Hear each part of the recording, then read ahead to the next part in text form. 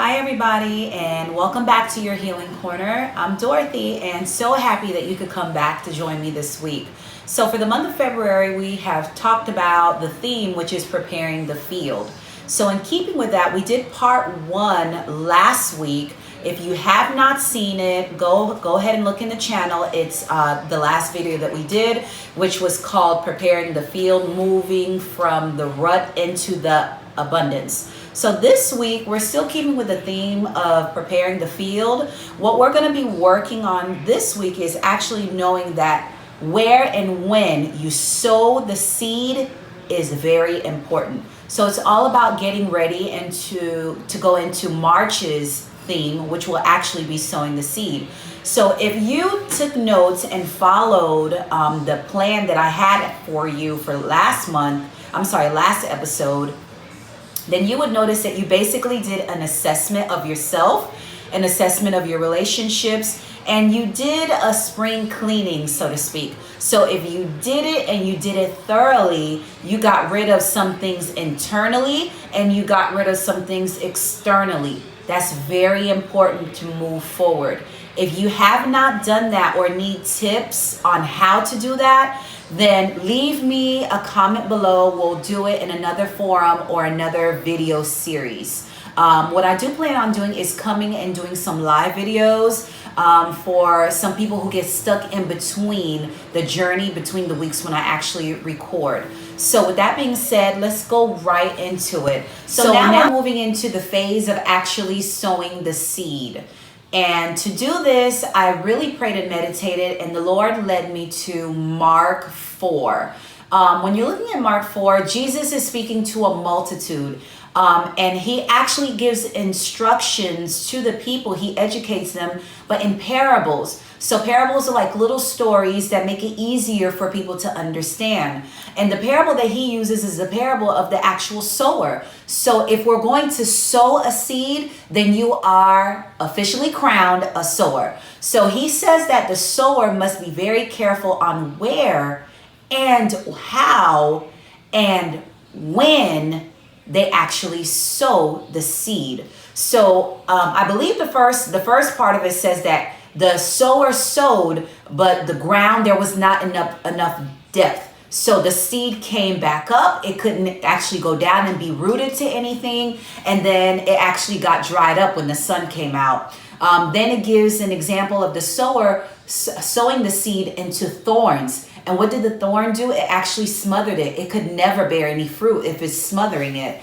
And then ultimately, Jesus tells us that the sower sows in good ground. So that's what we're going for. We're striving to prepare the field, which is actually making good ground. So what are we looking for when we're actually asking ourselves, are we ready to sow this seed? So you want to make sure that you're not sowing prematurely. So when I say that, you want to make sure that you have prayed, you have come to terms with whatever it is that you're actually going to and seeking God for. Because God is a God of clarity. Yes, we have the Holy Spirit who intercedes on our behalf. But if you're coming with the need, come with it and be specific. If you haven't been able to get through the steps that I've actually paved out for you before this video, stop right here. Go back. Do the assessment. Go ahead and write the things out. Find out what's going on in your life. Look at those relationships. Do your spring cleaning.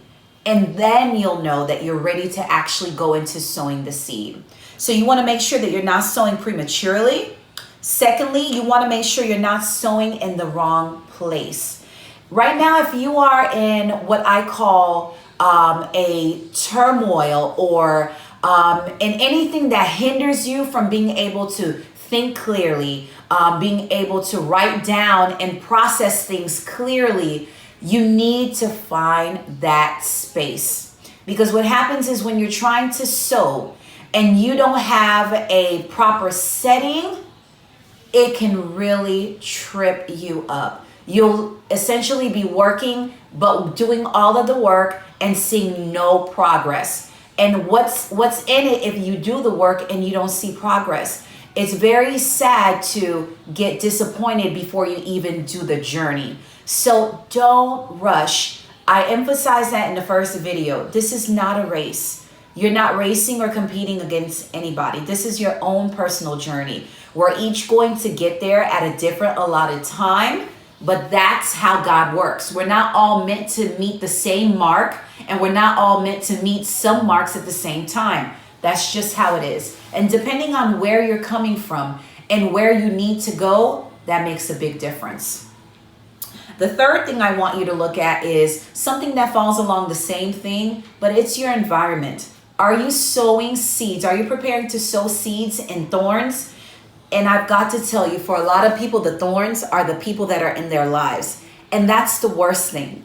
When you have people who are around you, who when you try to sow will actually smother the seed and smother future fruit, you have to eliminate and you have to get them out of your environment. If they're not bringing you joy, if they're not helping you to progress, then if you go back and look at the last video, it's time to spring clean and extract them from your life. People who are in your circle should be positive, should be motivating, should be encouraging, and should already be celebrating potential victory for you and with you. If they don't meet those qualifications, they are not heaven sent. I'm sorry to tell you, I've had to break several relationships and friendships of my own, some long-term ones, some short-term ones, but you have to know what season you're in. This is your season to sow. And if they're going to smother your fruit, they've got to go. I'm sorry to break it to you, but they have to go.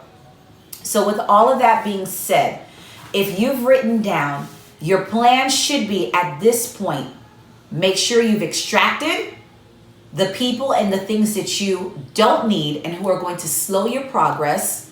Make sure that you have done your spring cleaning from the last video.